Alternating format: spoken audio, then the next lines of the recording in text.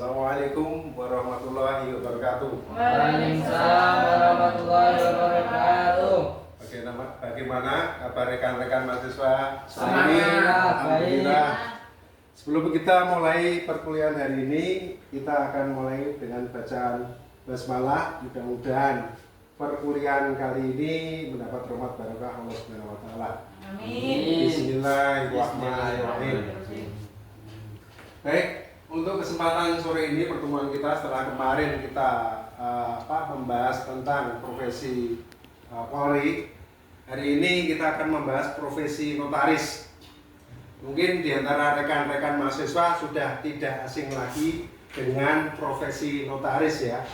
Di luar sana banyak sekali papan nama yang kita mungkin sering ketemu ya, dan notaris PPAT, notaris PPAT, bahkan ada yang nyebut notaris pembuat akta koperasi NPAK. Jadi notaris adalah sebuah profesi dalam etika profesi hukum yang disebutkan juga adalah profesi yang punya kode etik dalam hal menjalankan tugasnya. Notaris ada undang-undangnya, yaitu Undang-Undang nomor 2 tahun 2014 tentang perubahan atas Undang-Undang nomor 3 tahun 2004 tentang jabatan notaris. Di situ dijelaskan seluruh kewajiban, wewenang dan larangan-larangan yang tidak boleh dilakukan oleh notaris. Nah, dalam satu jabatan notaris itu ada beberapa jabatan yang melekat pada dirinya, yaitu satu notaris itu sendiri, kemudian PPAT, kemudian pejabat risalah akta lelang kelas 2. Kenapa kelas 2? Ada yang tahu? Belum. Kelas 2 karena kelas 1-nya itu dijabat oleh orang Departemen Keuangan atau Kementerian Keuangan. Jadi kalau ada lelang di luar pemerintahan, notaris baru boleh ikut menjadi notaris lelang. Jadi kalau ada misalnya Pertamina itu mengadakan lelang, notaris tidak boleh membuat risalah aktanya karena itu adalah wewenang dari Kementerian Keuangan. Nah, jabatan lain adalah notaris pembuat akta koperasi. Itu juga ada kompetensinya, harus ditempuh dengan ujian supaya mendapatkan SK. Kemudian yang terakhir ini adalah yang paling mentereng. Mungkin di Indonesia cuma ada 2 atau 3 aja notaris ini, adalah notaris penunjang pasar modal. Karena notaris ini berkantor cuma di BEJ, Bursa Efek Jakarta. Satu aktanya, Anda mau tahu berapa harganya? 50 juta rupiah satu aktanya itu. Jadi sekali PT merger dan sebagainya itu harga aktanya 50 juta rupiah. Nah, dalam menjalankan tugas wewenang jabatannya, notaris ada kode etik tertentu. Wewenang jabatan notaris yang paling utama kewajibannya adalah membuat akta otentik. Jadi membuat akta otentik itu ketika ada klien menghadap ke kantor kami atau ke kantor notaris, itu mau membuat perjanjian sewa menyewa, jual beli dan sebagainya, itu akan dituangkan dalam bentuk akta otentik yang dibuat oleh notaris.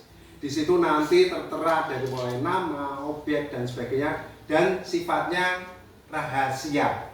Itu salah satu kewajiban notaris juga menjaga kerahasiaan klien.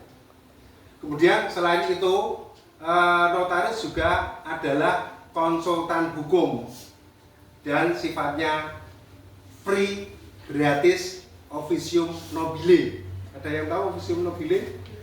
Belum. Officium nobile adalah profesi atau yang menjalankan profesi hukum yang tidak ditarik bayaran alias nol terutama ya 0 rupiah, terutama untuk konsultasi tentang hukum kenotariatan yang paling banyak biasanya pertanahan. Nah, masalah yang tadi di mana notaris itu ada beberapa yang diembannya, kami juga sebenarnya punya atasan yang berbeda. SK kami diterbitkan oleh kementerian yang berbeda. Kalau notaris itu SK kami didapatkan dari Kementerian Hukum dan HAM.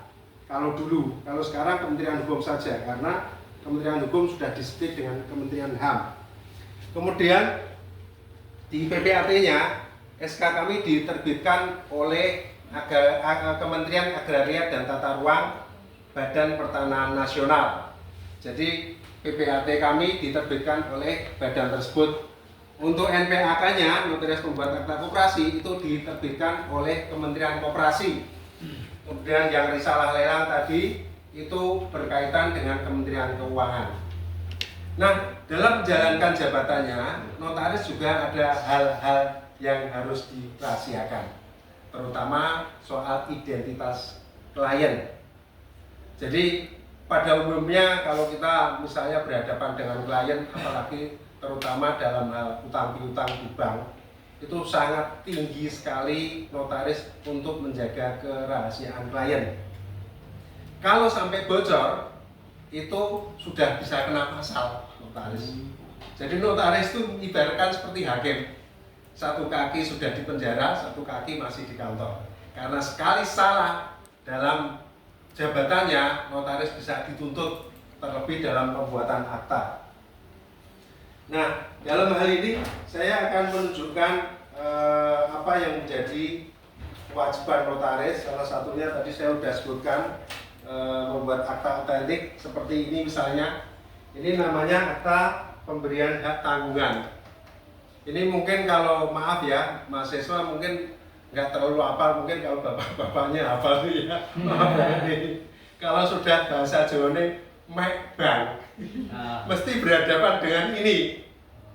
Ini namanya akta pemberian hak tanggungan, di mana agunan berupa sertifikat menjadi agunan di bank yang diikat dengan namanya HT atau hak tanggungan.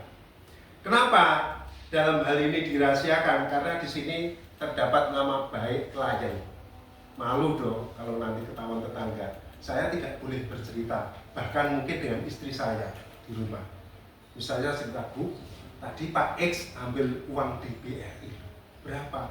Sampai istri saya akhirnya ngobrol di luar, kalau Pak X sampai dengar bisa menuntut pencemaran nama baik. Saya kena.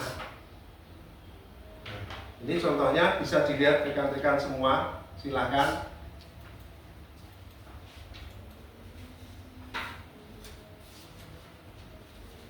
Kemudian itu produknya ini ya, produknya berupa sertifikat ini yang lama ini. Monggo silakan. Nanti akan saya tunjukkan dengan sertifikat yang baru. Nah, dalam pemberian contoh-contoh produk kami, saya selalu mengkosongkan. Saya coret itu karena saya menjunjung tinggi kerahasiaan klien. Jangan sampai nanti orang lain tahu. Itu salah satu pemenang kami. Jadi walaupun tadi dari kementerian menerbitkan SK, tapi kami tetap mempunyai kode etik sendiri. Dalam hal ini Ikatan Notaris Indonesia menerbitkan kode etik tersendiri dan itu harus dilalui oleh notaris supaya mendapatkan SK dari Kementerian Hukum. Nah, ini salah satu contoh produk kami juga, yaitu berupa sertifikat hak milik. Ini yang baru ya. Ini yang baru. Kenapa saya tunjukkan produk-produk kami? Karena ini adalah salah satu kode etik notaris berupa kewajiban atau wewenang membuat akta yang produknya berupa sertifikat. Saya sebutkan di situ karena ini adalah wewenang kami. Tidak boleh wewenang petugas profesi hukum lain yang menerbitkan sertifikat selain berdasarkan akta dari kami. Itu aktanya bisa berupa jual beli, waris, kemudian hibah dan sebagainya. Ini silakan. Ini adalah produk sertifikat yang baru. Cuma satu lembar sih memang. Banyak yang meragukan sebenarnya. Silakan.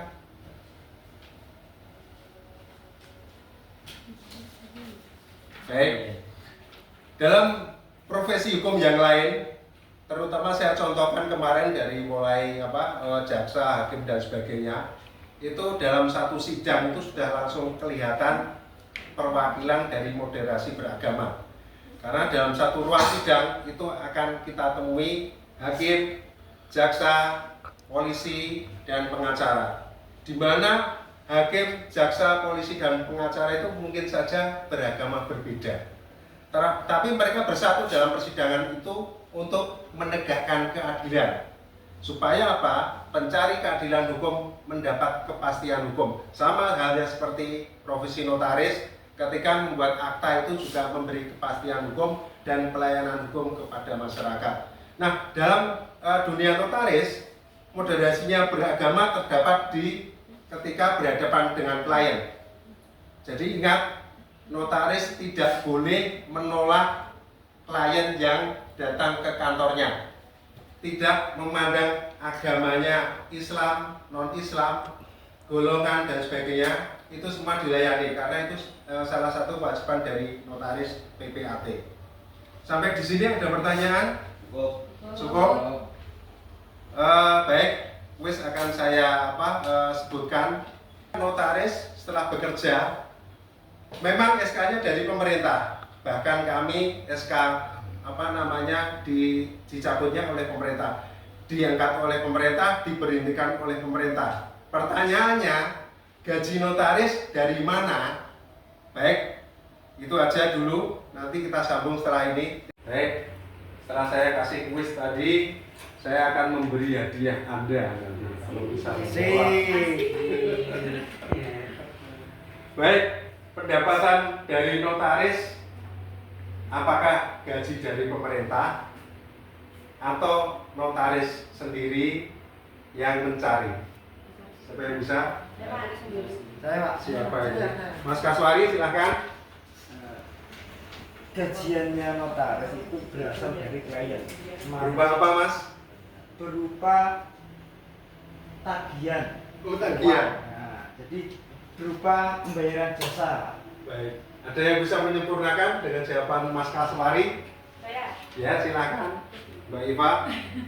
Iva 1 ya ini? Iva 1. Karena ada Iva 2. Iva B. Iva B, baik. Gaji notaris itu berasal dari, karena kan notaris penjualan jasa ya. Jadi di situ akan dibiayai oleh atau disebut dengan honorarium.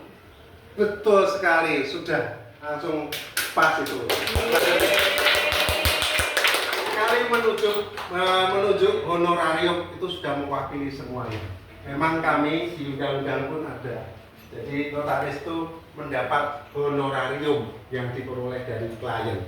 Tadi masih belum jelas karena tagihan bisa aja kita tagihan Telkom, tagihan telepon, ya Mas Kaswari. Maksud saya juga itu. Baik, terima kasih. Saya kira saya cukup sekian untuk kuliah kali ini. Sebelumnya saya akan absen dulu kehadiran rekan-rekan mahasiswa sekalian. Saya panggil satu persatu. Mbak Sinta hadir. Iva A ya, Iva A tadi sudah menjawab. Iva B. Mas Kaswari tadi masih saya coba untuk koreksi. Kemudian Mas Kusairi hadir. Jauh ya Mas ya. Terima kasih sudah datang ini. Kemudian Mas Wahyu nggak masuk ya. Cincin Pak. Cincin. Baik. Ada keperluan. Mas Yogi Hadir. Mas Yogi rumahnya Jawa Timur atau Jawa Tengah ya? Jawa Tengah. Lumayan, iya. Jauh banget ini. Terima kasih sudah hadir di kuliah sore ini. Kemudian yang terakhir Yunita hadir ya? Yunita juga. Baik. Oh, yang IPA B yang sana ya. Baik. Sebelum kita akhiri, kita tutup kuliah sore ini. Mudah-mudahan beroleh barokah Allah Subhanahu wa taala. Mohon maaf atas segala kekurangan saya. Kita tutup dengan bacaan Alhamdulillah. Wassalamualaikum warahmatullahi wabarakatuh. Waalaikumsalam warahmatullahi wabarakatuh.